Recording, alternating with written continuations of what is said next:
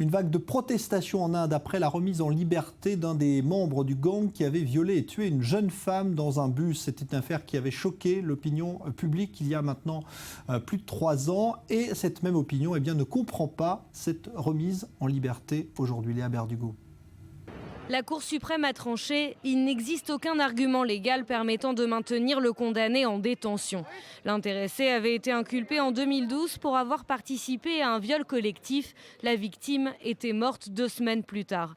Dès l'annonce de la décision, la commission des femmes de New Delhi a exprimé sa vive déception.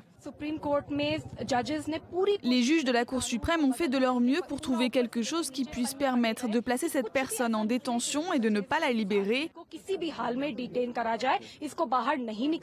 En fin de compte, la Cour a affirmé qu'elle partageait nos inquiétudes, mais la loi est faible et nous ne pouvons rien faire.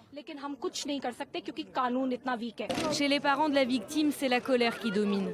Le jeune homme libéré, qui avait 17 ans au moment des faits, a été condamné à 3 ans de prison.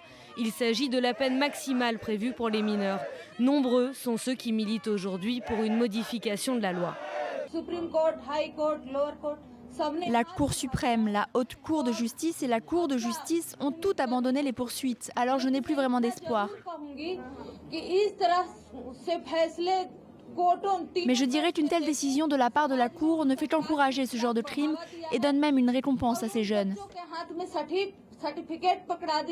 En 2012, ce crime avait suscité une émotion mondiale et provoqué de nombreuses manifestations en Inde. L'année dernière, près de 37 000 affaires de viol ont été enregistrées dans le pays. Pour certains spécialistes, les cas sont beaucoup plus nombreux.